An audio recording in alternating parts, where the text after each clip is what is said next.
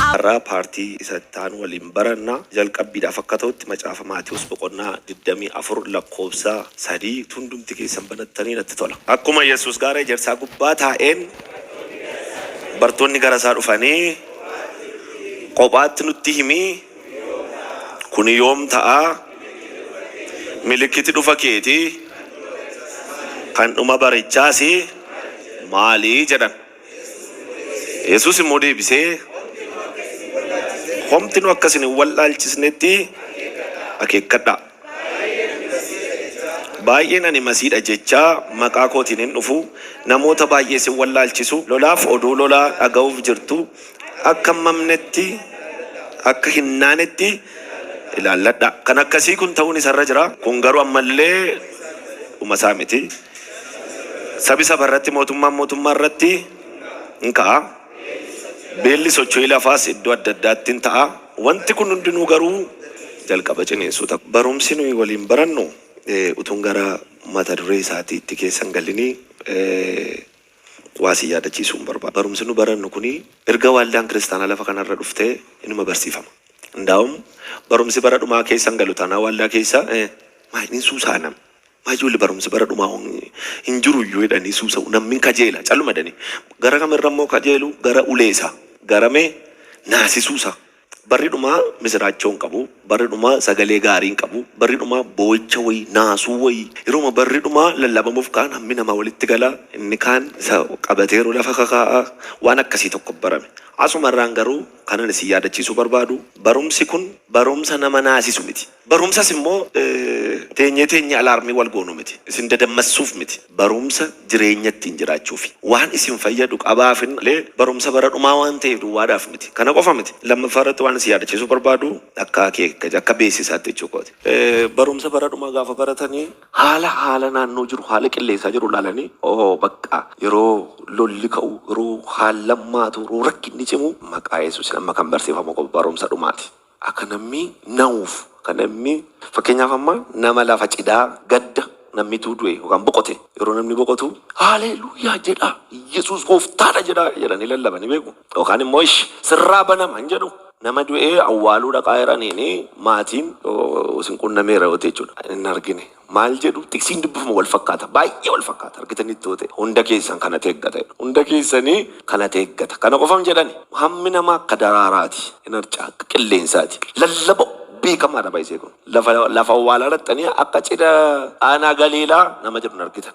Akkasitti eegina barumsa kana bara dhumaati waan ta'eef bakka waan hororii tokko bineensa wayii tokko maqaa dha'uun hin hafu jawwee tokko maqaa dha'uun hin hafu waan nama naasisu ka'uun hin hafu jedhina nama simbukkeetiin barri dhumaa jedhaane yookaan dhumi baraa jedhaane kan keetti jedhaane iddoo dubbifnee lafarra geenye kaasnee baay'ee ani ofii koo gammadee tajaajilamaa ture barumsa kana jechuudha ofii koo gammadee turutti natti tole. So isan isiniif sheerii isinii godha.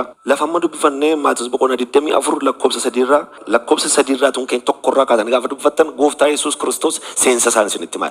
Gooftaa Yesuus Kiristoositti bartooti dhufanii mana qulqullummaa ijaarame itti agarsiisan. Mana qulqullummaa ijaarame dinqii tokko finishingiin isaan kan bareedu meeshaan keessa kan bareedu mana qulqullummaa dhaqanii gooftaatti agarsiisan. Mana qulqullummaatti agarsiisan jennaan gooftaan akka jedha. Mana qulqullummaatiin jedha dhagaan dhagaa irratti nafu jedheenaan hinnaan. Isaanii bartoo gooftaarraa kan eeganii hin godhanne joo waaqeffannaa kan inni jedhu barbaadanii turan. Bakka kan jedhu barbaadanii turan. Inni garuu hafuuf jira kun hin diigama kun dhagaa irratti nafu jedhe. Innaan maa inni wamti taasoftu kun jedhanii. Waan nuyi itti tolee jaajnee sitti immoo atoo hin jajju maa inni dhummi baraatiif inni itti deebi'ee nu fa'i duukaa jedhaam gooftaan lafa amma dubbifanne irraa akka jedha. Dhummi baraatiif dhufti ilma namaa yookaan dhufti kee yoom jedhaniin Yesuus eessara yeroos dubbadhaa akka itti naasuuftan hin barbaada eessara isaanumaa wajjin jira garuu isaan maal jedhaanii jiru yoom dhuftaa jedhaniin. Kana jechuun du'aa ka'ee amma ol ba'ee mirga abbaa dhaqee deebi'ee dhufe akka nu fudhatu barsiisaa ture jechuudha beeku jechuudha. Dhummi baraa kun immoo maanni yoom ta'anii jedhaniin. Innaan akkasittiin jedhe homtinuu isin hin sossobin akeekkadhaa jedheeti mallattoon bara dhumaa yookaan dhuma baraa jedheetu lolliin ka'a sabi sabarratti hin ka'a beelliin dhufaa kun garuu jedheen jalqaba ciniinsuuti malee sadhumaa miti jedha. Bara dhumaa jechuun bara dhumaa gaafa jennu kan barreen gaddaa waggaa 20 waggaa 30 irraa jalqabe miti. Barri dhumaa utuu gooftaan tajaajilaa yeroo jalqabe. Jechuun waggaa 2000 dura bara dhumaati. Waggaa 2000 irraa barri bara maaliiti? Bara dhumaati. Malee waan amma namni baay'ee ulfaateef haalli baay'ee cimeef baay'ina nama waggaa 2000tiif har'a gidduu jiru baay'ee wal gata. Yeroo sana namni amma kanaan baay'atu. Amma garuu addunyaan machaa'eera baay'ina namaatiin. Dhuma baraa kan gooftaan jedhe yeroo sanarra dhaabbateetu dhuma baraa hidhee lallabaa ture. Bara dhumaa yookaan dhuma baraa ni nu hennu lakkoobsa miti. 19 intina 2000 intina isa jennu miti. Bara dhumaa jechuun sistemii addunyaan amma keessartu kun haalli amma addunyaan keessartu kun lafanni itti xumuramee bara haaraa fi yeroo haaraa jalqabnu jechuudha. Bara dhumaa jechuun taayimii sanu amma lakkoofnu kana bara almost amma 2015 lixuuf jennu isa dhufaarru kana 16 isa jennu kana miti barri. Inni macaafni qulqulluun bara dhumaati jedhu sistemii karaa addaamiin jalqaba bofti gara biyya lafaatti sistemii fide kana Kiristoos dhufee inni kun dhumeera jedhe. Sistemiin ammaa kun raawwateedha jedhe. So bara dhumaa naasisuudhaan yookaan immoo birrachuudhaan hin eeggannu. Bara dhumaa booddee maal takka jiru iyyuu baay'ee hunda keenyaaf ifa miti.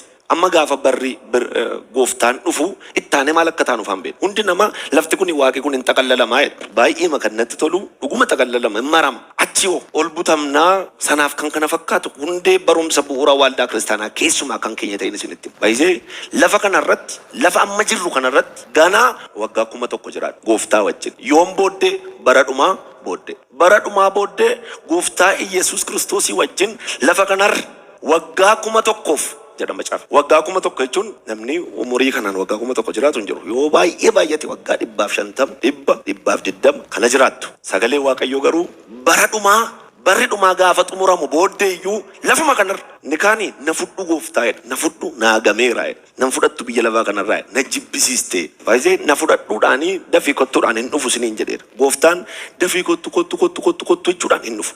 Faarfannaa kottu yoo faarfanne hin dhufu. Namooti muraasi wal ga'anii gareen kadhataa galanii Yesuus yoo dhufte jechuudhaanis hin dhufu. Maaliif hin dhufu naan jettan waan raajamee ganaa raawwatamu jira bara dhumaa keessa. Amma kanatti waliin ilaalleerra. Bara dhumaa keessa ganaa waan ta'u jira. Namoonni tokko biyya lafaa jibbitaniitu beeka. Baay'ee jibbitaniitu. Arrabsaa ooltu gooftaa kana keessa yoomna hiitta jettanii. Yooman kanatti gargar ba'an jettanii. Maqaa Waaqayyoo eebbifamu. Namni mukeetiin biyya lafaa baay'ee si jibbisiiseera miti jedhaane. Sitti ulfaateera miti jedhaane. Cimaadha miti jedhaane. Tu gooftaan dhufee barbaadda miti jedhaane. Namni hin barbaanne jira. Namni hundumtu gooftaan dhuftu maraanaata. Faarfannaan maraanaataa gaafa qabu namni hin bu'a baay'ee. Inuma naagame dhuftee kanatti nan tagalaagaltu enne. Tokkoffaa Phexros boqonnaa 1 lakkoobsa 12 banaame. Wanti isaan hojjechaa turanis mataa isaaniif utuu hin ta'in isiniif akka ture mul'ifameera. Kunis hafuura qulqulluu isa waaqarraa ergameen amma karaa warra wangeela lallabanii isinitti himameera. Bara dhumaa keessa jireenya ergamoonni jiraachuu hawwantu jiraannan. Irreen isinii deebi'a. Bara dhumaa keessa dhuma baraa keessa ergamoonni waaqarraa wayyoo utuu naqeel tokko jiraadhe jedhan jireenya gammachuudhaan guutuu jireenya eebbaan guutuu baay'ee ofumaa of goolaa irraan beektu ni amma. Eessaa akka inni ka'ee ayidii chumtiyyuu nu baxabbataa yeroo hin beekan. Nama guutummaa namaatu gubataa isaati. Gubataa koo jira wayyuu naniittuu kanatti lafa dhaqu immoo hin beeku. Maal takka dura isaa jiru immoo hin beeku. Jireenya ergamoonni waaqarraa jiraachuudhaaf hawwan jedha Phexros. Jireenya ergamoonni waaqarraa jiraachuuf hawwan jechuun ergamoonni dhufanii jiraachuu hin danda'an. Jireenya waaqarraa miti nammaa kun miira deebi'aa dubbisaa. Tokkoffaa Phexros lakkoofsa 1 boqonnaa 1 lakkoofsa 12. Wanti isaan hojjechaa turanis mataa isaaniif utuu hin ta'in nuyiif akka ture mul'ifameera. Kunis hafuura qulqulluu isa waaqarraa ergameen amma karaa warra wangeela lallabanii isinitti himame. Kanammoo ergamoonni Waaqayyoo keessa lixanii ilaaluu hin hawwu turan. Maa jechuudha? Ergamoonni jireenya nu kana booddee jiran jireenya tarraan booddee jiraattu jiraachuudhaaf carraa argachuudhaaf hin hawwu turan utuu hin jiraadhe jedhanii. Maaliif akka barri isinitti addaa isinitti himu? Maaliif akka barri isin jibbisiise isinitti himu? Iccitii tokkoon isinitti himu. Nama hundumaa jechuudha. Garaachi gubataadha. Mataan irra hin jiru.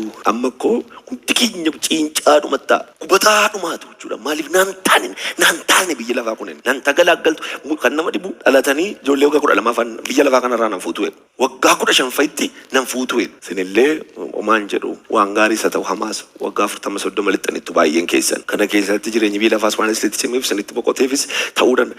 Biyya lafaatti na hiiki kan isin jettaniif isinitti himu iccitiisa jireenya Kiristoosiin alaa jiraachaa waan jirtaniif. Namoonni baay'een jireenya bara baraa kadhatu baay'ee jireenya bara baraatti nagashedhanii galeeradhanii keessa jira ganaan galeera jechuun jireenyuma bara baraa dhaqee boqodha uffeema edeen boqodha jedhaniiti waan akka bajjii wayii waan akka bishaanii yaa'u wayii waan akka laga wayii waan kana fakkaatu ilaalanii jireenya achi dhaqee ubbaafadha qeena achitti fudhadha jireenya jechuun namoota waaqayyo jireenya jechuun heavenii miti jireenya jechuun jireenya bara baraa sana miti jireenya jechuun Kiristoos jechuudha halkan amma raatee amin jedhaan amma noona lallaba giddiidhuma qabaatanaa isin jireenyi baay'isee wangeelaanis boqonnaa 14 gooftaan akka ana karaan ana dhugaan ana jireenya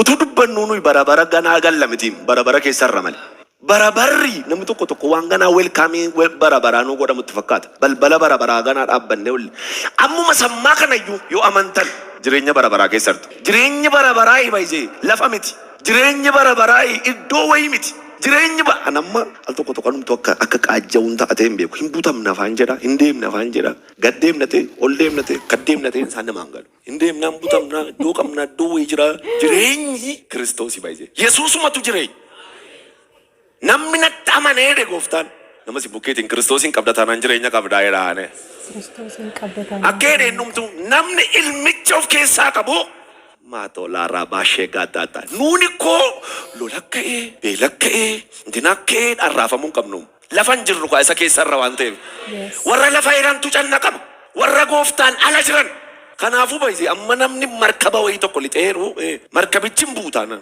lafa dhaabbiin qabu taana maltu yaaddessee deemuu dhumaa'u yooma fura fudhannee kaana jedhama yoom teenye shaayii dhunnee kaana jedhama keessattu taanaan kanaaf jireenyi nu amma jiraannu keessumaa bara dhumaa keessatti qulqulloonni kan isaan jiraatan jireenya gooftaan Iyesuus jiraatu ani wangeelaanis boqonnaa 14 iddoo isinii qopheessuu deema kan inni jedhe baay'ee dhaqeedhuma torbee isinii kaaseen ture dhaqee waan inni maandisii wayii fudhatee ergamoota Gabri'eelii faa kana tarree naqateedhuma mana ijaaraa jiru isinitti meera namoota tokko dhaqanii warri dhufanis manni koo qaawwaadha jedhu dhaqeetan dhufe mana keenya keessa kan abbaa tokko duudeera kan isa tokkoon duunneedhu ana dhaqee duuchadhu naan jedhee gadda deebiseedhu mana nuyi ijaarrannee falaxaatti guurree ittiin duuchannu lafa kanarra hin jiru utuu dubbannu immoo godoo wayiitii manichi gaafa dhan godoo taana wal gaa'e godoo jaaraara irra keessa qorqorroo wayiitii jireenyi bara baraa kana waanuma irra keessa qorqorroo karaa qaallitti kanaan nuu cufee jala isaanuu maragee ol maalsii godhachi dhattee gooftaa keessaa baatee manatti galta taanaan achuma achi dhannee manatti galla taanaan gooftaatti hin gallu taanaan inni akka jedhe Yesuus Kiristoos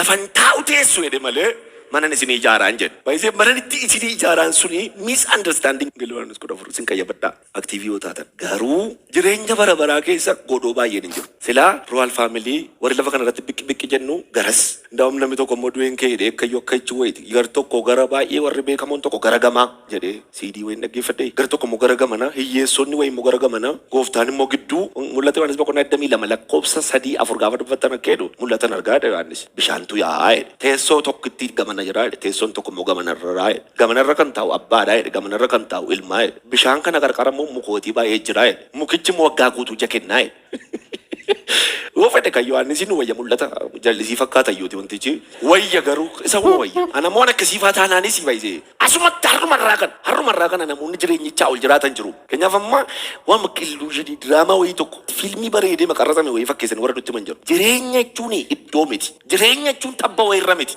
jireenya jechuun waan akka bajjii faa godhan nutti himal tokko ciisaa bajjii lalisaa yeroo keessa deemtu fettu maal sulultaan nannu sulultaan nee afurra fudhatta tu margatuu jireenya namaa kennate jireenya jechuun Yesuus kana jireenya asumatti iyyuu nama simbukkeetiin jireenya bara baraa Yesuus jedhaane jireenya bara baraa Yesuus ija keessa laalaati jireenya jechuun jedhaane sin Yesuus jedhaane baay'ee bara bara inni jedhu nama tokko ani ana dabalate dur baay'isatuun gooftaan fudhatiin yeroo dhaabbata biraa keessa ture bara bara nan yaadda gaafa warri pheenxee masakkaran bara baraan jiraatta gaafa nan yaadda still amma YouTube understanding kun nangalee nan yaadda bara baraan jiraachuun barbaaduun jechuun amma bara baraan namoonni yeroo isinitti man dhageessanii beektanii warri waaqeffachiifannaa dhaabataniitu hattee bara baraan waaqeffachuuf jirta bara baraan waaqeffachuuf jirta ol jettee gajjachuuf jirta baay'eesuus inni dhaabata bara bara Qaalsiraadha kunis hin jiru. Ndaa'um akkas gochi ispoortii gochuudhaan na jechuudhaaf gajjennee ol jechuu gajjennee ol. Akka nu yaadnu kana miti. Innumtiyyuu jireenyumtinne bara baraa keessaayyuu. Macaafni qulqulluun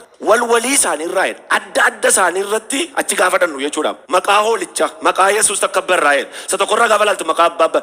Mentaalii amma sakaraa addaamiin tabalaashee kanaan ol jennee gajjechuun hin jiru. Isa kanaan jechuun waaqeffannaa akkasiis miti baay'ee. Maanguddoon 24 qulqulluu jedhaa jiru jedhanii macaaf bara baraan jedhu jedha. Baay'ee bara baraan wanta nama jechisiisu achi sammuu ammaatiin waan deebinee galluudha. Ariyaan na dabbaree iseen boo'inne. Akkas miti wantichi akkamma jedhaa jiru kana miti. Inni waaqeffamus inni waaqessus hafuura.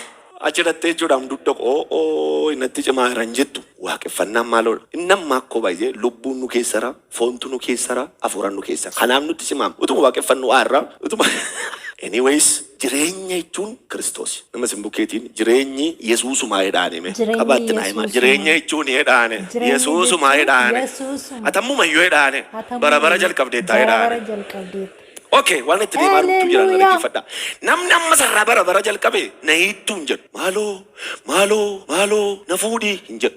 Maal jedhare ga'ee isaa ba'a. Namammoo baay'isee namoonni jedhanii hojii ergamoota boqonnaa 3 dubbifnaaf jedhanii fi hojii ergamoota boqonnaa 3 lakkoofsa 21 ku qabadhaa xiksii kana wayifan jedhe. Durumaa jalqabee iyyuu afaan qulqulloota raajota isaatiin dubbachaa isa ture raawwatee ishee hundumaa amma iddootti deebisutti garuu hundumaa amma iddootti deebisutti. Okay, Yesuus Kiristoos dhufuu isaatiif baay'ee. Yesuus Kiristoos dhufuun lolla addunyaa sadaffaan ka'uudhaaf yookaan immoo wargamni wayii ka'uudhaaf miti kan inni dhufu. Nuyis wal geenyee akka kadhataa amma gidduu kana kadhataa ta'u awwaajama. Waldaa hundumaatii haree kadhadhaa jedhama. Kanaaf dhufas miti Yesuus. Yesuus dhufuunsaa inni afaan qulqulloota isaatiin raajame. Afaan qulqulloota isaatiin inni dubbatan hamma raawwatamutti achi turuun isaaf ta'a.